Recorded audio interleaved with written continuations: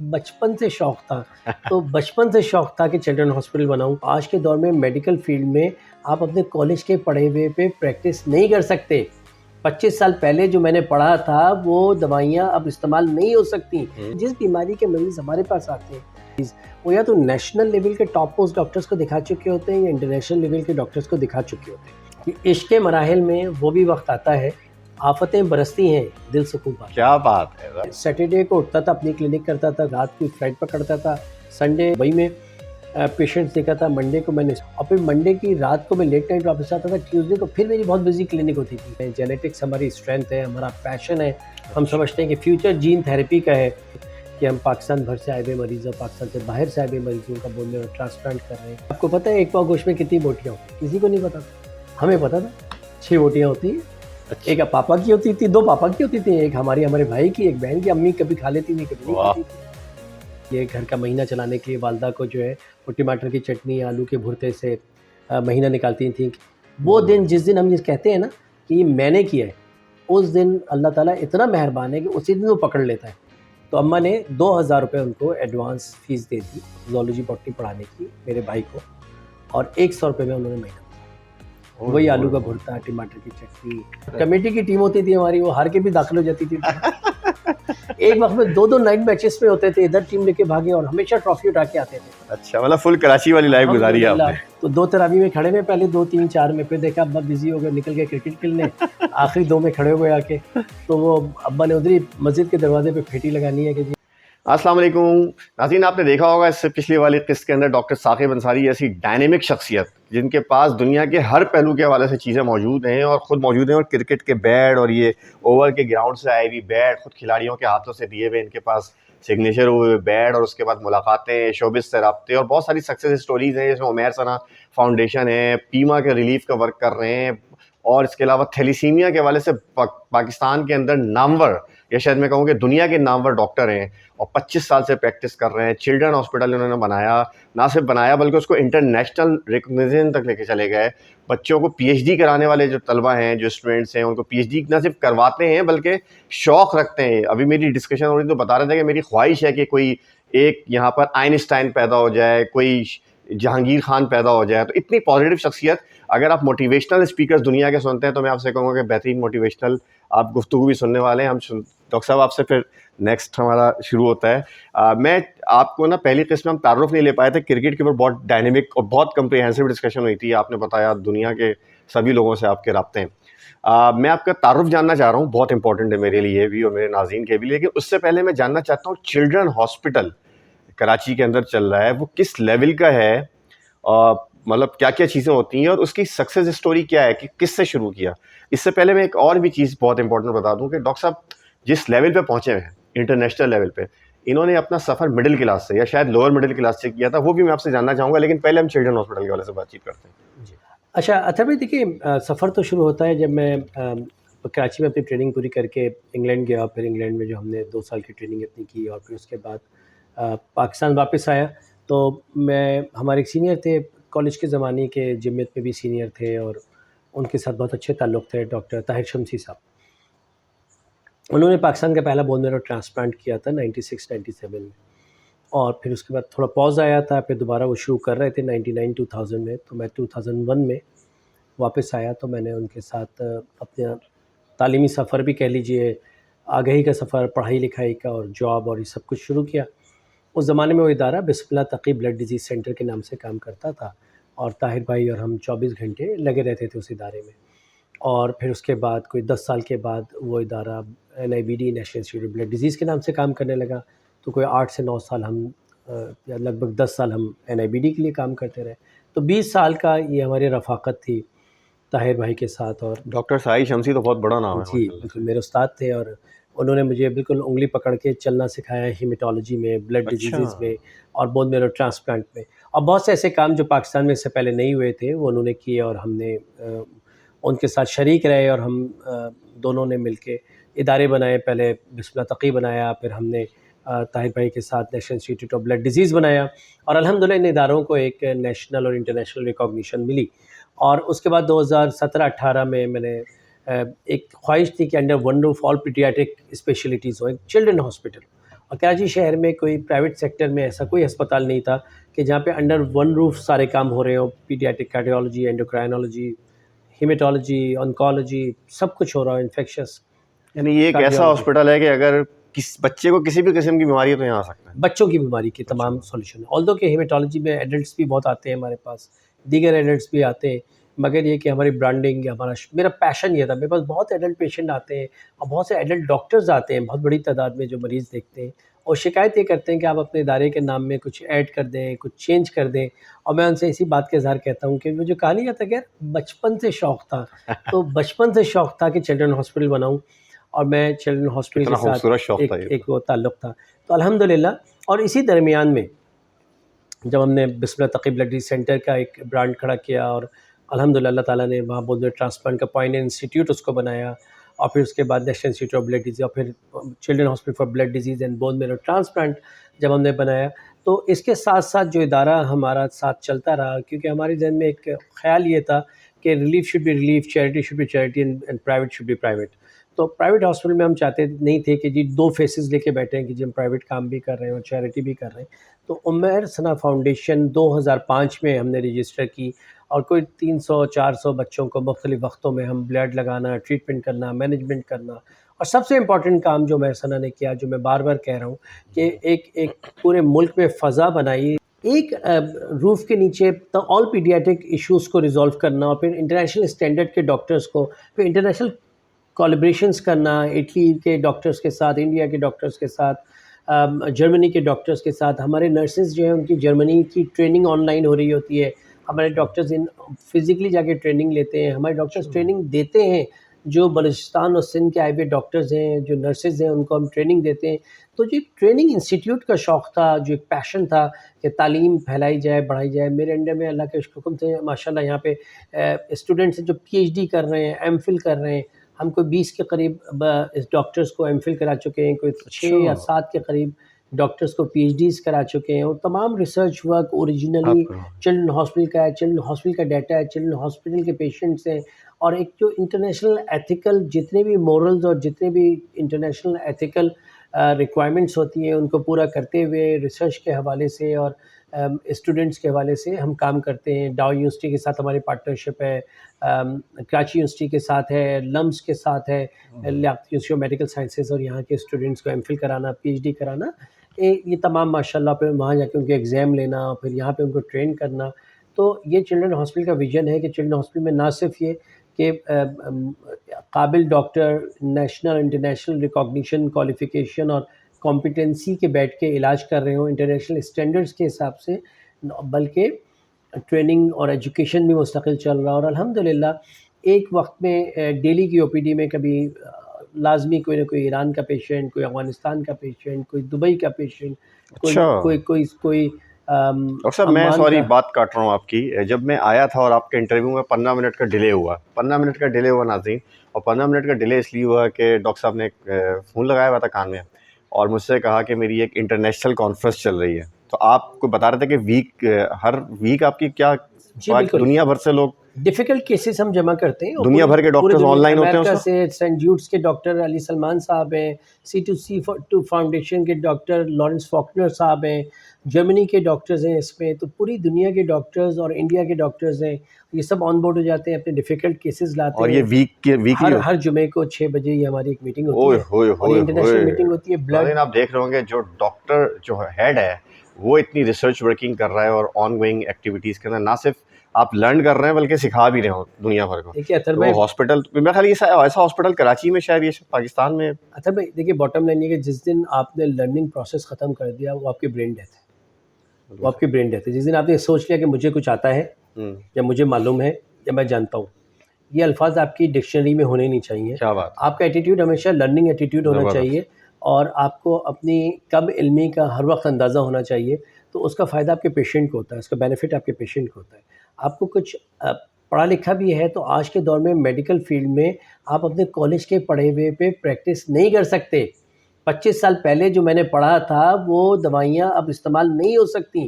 مجھے ہر ہفتے پڑھنا ہے، ہر روز پڑھنا ہے. ہم تو جہاں جاتے تھے ہمیں تو ڈاکٹر صاحب ڈسکرپشن لکھ کے دیتے اور آخر میں بتاتے چائے پاپا کھانا ہے آپ نے. دیکھیے گلی محلے کے نزلے زکام کھانسی میں تو چلتا ہے، مگر جو مریض ہمارے پاس کینسر کے اور بلڈ کے اور تھیلیسیمیا کے اور پلیٹلیٹ ڈس آرڈرز اور ہیموفیلیا کے آتے ہیں، اس میں سائنس ترقی کر رہی ہے. بعض اوقات آپ یقین کریے کچھ کیسز میں ہر 15 دن مہینے میں ہوتا ہے کہ مریض سے کہتے ہیں کہ آپ تشریف رکھیے باہر، ہم ابھی آپ کو دوبارہ بلاتے ہیں، اور اس دیر میں بیٹھ کے ہم کمپیوٹر کھول کے جو لیٹسٹ ریسرچ اور لیٹسٹ ٹریٹمنٹ ہے وہ سرچ کرتے ہیں، اور مریض کو پھر اپنے اسٹوڈنٹس کو بلاتے ہیں، ان سے اس پورے کیس کو ڈسکس کرتے ہیں، اپنے کولیگس کو بلاتے ہیں، اپنے سینئرز سے رابطہ کرتے ہیں، اور پھر ایک کانسنسس بنا کے اس مریض کو بتاتے ہیں کہ جی لیٹسٹ ایڈوانس یہ ہے. کیونکہ جس بیماری کے مریض ہمارے پاس آتے ہیں اور جس کلاس کے مریض اور جس مسائل کے مریض، وہ یا تو نیشنل لیول کے ٹاپ موسٹ ڈاکٹرز کو دکھا چکے ہوتے ہیں یا انٹرنیشنل لیول کے ڈاکٹرز کو دکھا چکے ہوتے ہیں. تو ان کی جو اپنی نالج ہے وہ ایک عام ڈاکٹر کی نالج سے شاید کچھ بھی زیادہ ہو گئی ہوتی ہے، اور ان کو آپ کسی بھی طرح اس سے کم پہ ٹریٹ کر ہی نہیں سکتے. تو learning process, every day learning. Pakistan سے باہر کے بھی آپ کے پاس پیشنٹس آتے ہیں؟ جی بالکل، میں آپ سے عرض کی کہ مسقط سے بہت مریض آتے ہیں، سعودیہ سے آتے ہیں، دبئی سے آتے ہیں، اور بدقسمتی سے ہمارا جو گلف ایریا ہے ابھی بھی یہاں پہ ہیمیٹالوجی. آپ پاکستان سے باہر بھی جا کے پریکٹس کر رہے ہوتے ہیں یا دیکھ رہے ہوتے ہیں پیشنٹس کو؟ جی دیکھیے، پاکستان کے باہر کے معاملات یہ کہ پیشنٹ کے تو لائسنسنگ کے ایشوز ہوتے ہیں. ہم نے ایک بہت state of the art lab بنائی تھی دبئی میں، جس کو ہم نے ڈاؤ ڈائگنوسٹکس کا نام دیا تھا، کیونکہ پیرنٹ انسٹیٹیوٹ جہاں سے ڈگریاں میرے بھائی کی ہم لوگوں کی، تو ہم نے، میں خود تو سندھ میڈیکل کالج سے اپنی گریجویشن کی تھی، تو اس لیبارٹری کو ہم نے کالج آف امریکن پیتھولوجسٹ سے ایکریڈیٹ کرایا، ریکاگنائز کرایا. اسٹینڈرڈ بھی بہت ہائی ہوتے ہیں. بالکل، جو ہائیسٹ اسٹینڈرڈ ہے. اور جونیئرس کو اور نوجوانوں کو بتانے کے لیے کہ جب آئی واز اراؤنڈ 46-47، آج سے 5-6 سال پہلے کی بات ہے، اور میں نے 2 سال زندگی کے ایسے گزارے کہ میں سیٹرڈے کو اٹھتا تھا، اپنی کلینک کرتا تھا، کوئی 70-80-100 پیشنٹس کی، رات کی فلائٹ پکڑتا تھا، سنڈے آف ہوتا تھا کراچی میں جا کے دبئی میں پیشنٹس دیکھا تھا. منڈے کو میں نے اسپیشل آف لیا ہوا تھا ڈاکٹر طاہر سے، تو سنڈے منڈے میں دبئی میں اپنی لیب بناتا تھا، وہاں کے سارے اسٹینڈرڈس، کوالٹیز، ٹریننگ، SOPs، سارے مینولز بنانا، اور پھر اس کی مارکیٹنگ بھی کرنا پورے دبئی میں موو کر کے، پورے UAE میں جا کے. اور پھر منڈے کی رات کو میں لیٹ نائٹ واپس آتا تھا، ٹیوزڈے کو پھر میری بہت بزی کلینک ہوتی تھی، تو میں سیٹرڈے کا اٹھا ہوا سو کے میں ٹیوزڈے نائٹ کو آ کے سوتا تھا. 4 دن 3.5 دن میں آلموسٹ جاگتا رہتا تھا. مگر جاگ بھی رہے اور آپ ورکنگ ریلیٹڈ ٹو پیشنٹس آپ کیے جا رہے ہیں، تو ایکسپیرینس بھی اسٹرانگ سے اسٹرانگ ہوتا جا رہا ہے. ایک بار میں ایبٹ آباد گیا کلینک کرنے کے لیے، فری کلینک کرنی تھی ایبٹ آباد میں، تو صبح کی فلائٹ لی میں نے. فری کلینک بھی کرتے ہیں؟ یہ ملک بھر میں جا کے کرتے رہے. تو میں نے صبح 7 بجے کی فلائٹ لی، 9 بجے اسلام آباد، 12:30 بجے کے قریب میں ایبٹ آباد پہنچ گیا، اور ہم نے کوئی 30-25 پیشنٹ جو ان کے مشکل تھے 25-30 نکال کے رکھے ہوئے تھے. اور یہ جو ایوب میڈیکل کالج میں ہی کلینک تھی میری، ایبٹ آباد کا جو میڈیکل کالج ہے. میں نے 4 بجے وہاں سے نکل گیا کہ بھائی 9 بجے کی فلائٹ ہے، تو میں 7:30-8 بجے تک پہنچ جاؤں اسلام آباد. اور جب میں پہنچا تو شاید 40 منٹس تھے فلائٹ اڑنے میں، تو انہوں نے مجھ سے معذرت کر لی کہ ہم آپ کو اس فلائٹ میں اکوموڈیٹ نہیں کر سکتے، اوور بکڈ ہے یا جو بھی ہے. اور پھر میں نے باہر نکل کے ایک ٹیکسی کی، اور ٹیکسی نے 5 بجے صبح کی مجھے فلائٹ ملی لاہور سے کراچی آنے کے لیے، کیونکہ صبح میری کلینک تھی. اور کلینک میں سب کو پتہ ہے کہ منگل کی صبح ڈاکٹر ثاقب دنیا ادھر کی ادھر ہو جائے، ان کو کلینک کرنی ہے. اور جیسے میں نے کہا ملک بھر سے، ملک سے باہر سے مریض آئے ہوتے ہیں، اور مجھے 9 بجے کلینک پہنچنا تھا. میں نے لاہور کے لیے جب ٹیکسی لی تو میں بہت گہری نیند میں تھا. مجھے بعض اوقات وہ اتنی تیز اور اتنا وہ GT روڈ پہ، کہیں گے میں اس پہ نہیں جاؤں گا، ہائی وے پہ، موٹر وے پہ مجھے نیند آ جائے گی. میں GT روڈ پہ رونق ہوتی ہے تو GT روڈ سے لاہور جاؤں گا. بعض اوقات جب میری آنکھ کھلتی تو مجھے لگتا ہے کہ شاید کسی کنٹینر کے نیچے سے بھی نکل رہا ہے، اس طرح سے گاڑی لے کے. 5 بجے فلائٹ مل گئی مجھے، شاہین ایئر کی فلائٹ تھی. کراچی پہنچا، 9 بجے کلینک پہ تھا. تو طاہر بھائی کو میں نے یہ شعر سنایا کہ عشق کے مراحل میں وہ بھی وقت آتا ہے. طاہر شمسی صاحب. طاہر شمسی کو میں، طاہر بھائی بہت تھک گیا ہوں، 3 دن کا جاگا ہوا ہوں، مگر کیفیت میری یہ ہے کہ عشق کے مراحل میں وہ بھی وقت آتا ہے، آفتیں برستی ہیں دل سکون پاتا ہے. کیا بات ہے، زبردست. تو ایگزرشن، تھکنا. ڈاکٹر بیٹھا ہوا ہے سامنے، شاعری سنا رہا ہے، اور ڈاکٹر طاہر شمسی جیسی عظیم شخصیت کا قصہ اور تھکن اور ڈیڈیکیشن. چلڈرن ہاسپٹل کے اندر آپ اب تک کتنے پیشنٹ کا علاج کر چکے ہوں گے؟ دیکھیے لاکھوں پیشنٹ کا علاج ہو چکا ہے، روزانہ سینکڑوں مریض آتے ہیں اور مستفید ہوتے ہیں الحمدللہ. اور جو ہم نے پہلا جو پرائیویٹ لیب ضیاء الدین اور چلڈرن ہاسپٹل، جس کو گورنمنٹ نے کووڈ کے لیے اپروو کیا تھا، جب پورے شہر میں، پورے سندھ میں گورنمنٹ کے 2 اداروں کے علاوہ کہیں کووڈ کا جینیٹک ٹیسٹ نہیں ہو رہا تھا، کیونکہ ہمارے یہاں جینیٹک لیب 15 سال سے ہے. ہمارے جینیٹک کے اسٹوڈنٹس جنہوں نے M Phil P H D کیا ہے وہ 20 سال سے ہمارے انڈر میں کام کر رہے ہیں. جینیٹکس ہماری اسٹرینتھ ہے، ہمارا پیشن ہے. ہم سمجھتے ہیں کہ فیوچر جین تھیراپی کا ہے، اور اسی لیے ہم بون میرو ٹرانسپلانٹ جیسا پروسیجر چلڈرن ہاسپٹل میں کر رہے ہیں، اور جو کہ ملک بھر میں چند ہی ادارے ہیں کہ جو بون میرو ٹرانسپلانٹ کر رہے ہیں. ایک پوری ٹیم ہے ڈیڈیکیٹلی جو صرف بون میرو ٹرانسپلانٹ کرتی ہے، اور ان کی یورپین ٹریننگ اور انٹرنیشنل اور نیشنل ٹریننگز ہیں.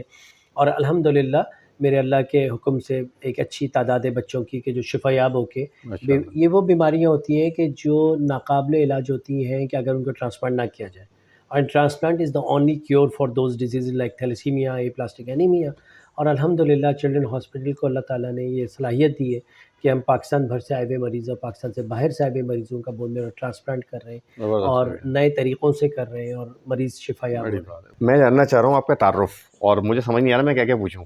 تھیلیسیمیا کے متعلق مجھے پوچھنا ہے، عمیر ثنا فاؤنڈیشن مجھے پتہ کرنا ہے، آپ کے جو شاعری سے دلچسپی اس کے والے سے بات کرنا چاہتا ہوں. بہت آپ نے دنیا دیکھی، ڈفرینس بہت ساری، لیکن میں سب سے پہلے آپ سے تعارف جاننا چاہتا ہوں. اور مجھے یہ بھی پتہ چلا ہے کہ آپ مڈل کلاس سے اٹھ کر آئے ہیں اور اس لیول تک پہنچے ہیں. ایک عام نوجوان کے لیے، والدین کے لیے اسٹوری بھی ہے کہ بھئی یہ بھی ہو سکتا ہے، ایک بندہ اوپر جا سکتا ہے. اوور آل آپ کی اسٹوری کیا ہے؟ جی یقیناً، دیکھیے والد صاحب ماشاءاللہ انڈیا سے جب آئے تو اماں کہتی ہیں شاید ایک صندوق تھا ان کے پاس، اور بڑے میدان کے اسٹیشن لائٹ میں بیٹھ کے وہ پڑھتے تھے، اور پھر ماشاءاللہ اسٹیٹ بینک میں ان کی نوکری ہو گئی. میدان میں بیٹھ کے لائٹ کے نیچے پڑھتے؟ بڑا میدان ایک علاقہ ہے، وہاں پہ اسٹیشن تھا بڑے میدان میں ناظم آباد میں، ریلوے اسٹیشن کی لائٹ میں یہ لوگ پڑھا کرتے تھے جب 1960s اور 50s میں انڈیا سے آئے یہ لوگ. اور گھروں میں لائٹوں کا اور وہ تیل کی کمی ہوتی تھی، پیسے نہیں ہوتے تھے مٹی کے تیل کے اور اس کے، تو یہ لوگ ان کے دوست، پاپا کے دوست. اور یہ ہمارا انڈیا میں جو علاقہ ہے وہ یو پی میں بلیا ڈسٹرکٹ ہے، اس کے ساتھ اعظم گڑھ، غازی پور، یہ سارے علاقے لگتے ہیں جو پاکستان بنانے کی تحریک میں بھی بہت آگے رہے. تو پاپا نے اسٹیٹ بینک میں جاب کی، تو ظاہر ہے ٹو بگن ود ایک ہمبل اسٹارٹ تھا، کلرک تھے، کلرک سے پھر وہ 20 سال کی نوکری کے بعد وہ آفیسر ہوئے، پھر ڈائریکٹر ہوئے. تو وہ سارے دور ہم نے دیکھے کہ 25 تاریخ کو، 26 تاریخ کو گھر میں پیسے ختم ہو جاتے تھے، اور خرچہ پورا کرنے کے لیے، گھر کا مہینہ چلانے کے لیے والدہ کو جو ہے وہ ٹماٹر کی چٹنی، آلو کے بھرتے سے مہینہ نکالتی تھیں کہ مہینہ نکل جائے. گوشت ظاہر ہے ایک پاؤ بھر آتا تھا. ہمارے ابھی کچھ دن پہلے کسی نے کہا کہ جی مزدوروں میں اور جو لیبر کلاس ہے اس میں ہارٹ ڈیزیز کم ہے اور اپر کلاس میں زیادہ ہے. تو ہمارے پروفیسر نے یہی کہا کہ آپ کو پتہ ہے ایک پاؤ گوشت میں کتنی بوٹیاں ہوتی ہیں؟ کسی کو نہیں پتا تھا، ہمیں پتا تھا 6 بوٹیاں ہوتی ہیں. ایک پاپا کی ہوتی تھی، 2 پاپا کی ہوتی تھی، ایک ہمارے بھائی کی، ایک بہن کی. امی کبھی کھا لیتی تھی، کبھی نہیں کھاتی تھی. تو ہمیں تو پتہ. اور ایک بار جو 6 بوٹیاں گر گئی تھیں آتے ہوئے اور مٹی میں، اور پھر اس کو پوری مسجد میں جا کے دھو رہے ہیں کہ امی کو نہ پتہ لگے کہ مٹی، اور پاپا کے منہ میں جب مٹی آئی. تو وہ ایک اسٹارٹ تھا جو الحمدللہ اللہ تعالیٰ نے وہ وقت بھی، مگر اللہ کا شکر علاقے میں بھائی کی ٹور پوری تھی دونوں بھائیوں کی. نائٹ میچ ہمارے بغیر نہیں ہو سکتا، حلیم ہمارے بغیر، 14 اگست کا جھنڈا ہمارے بغیر نہیں لگ سکتا. علاقے محلے کا کوئی بھی پروگرام جب شروع ہوتا تھا تو سارا علاقہ پہلے ہم دونوں بھائیوں کے پاس آتا تھا، اور پھر ہم بھائی جو طے کرتے تھے. پھر الحمدللہ تو، اور وہ ایک وقت ایسا تھا کہ امی نے نیچے کا تو پکا مکان تھا، اوپر بلاک کا مکان بنا لیا کہ کچھ کرایہ آ جائے نیچے سے ایکسٹرا انکم ہو جائے گی. تو اوپر کھڑکیاں بھی نہیں تھیں، سردیوں میں پردے لگے ہوئے تھے. تو اس تمام چیزوں کے باوجود کبھی بھی اللہ تعالیٰ کا لاکھ لاکھ شکر ہے کہ دونوں طرح کے کمپلیکس سے اللہ نے محفوظ رکھا. کبھی انفیریٹی کمپلیکس نہیں آیا.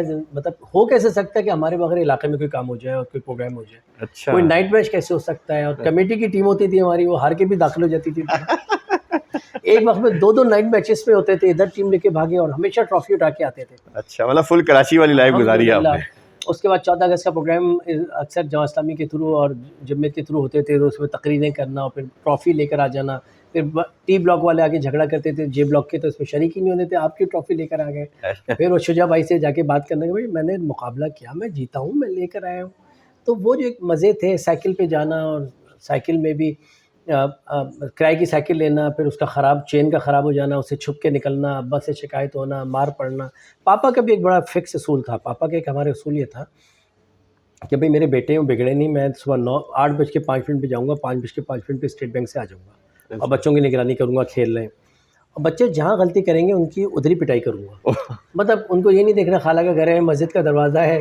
اچھا بھیا بھی ہمارے ماشاءاللہ ٹیلنٹ فل تھے، تو 2 تراویح میں کھڑے ہوئے, پہلے 2 3 4 میں, پھر دیکھا ابا بزی ہو گئے, نکل گئے کرکٹ کھیلنے, آخری 2 میں کھڑے ہو گئے آ کے.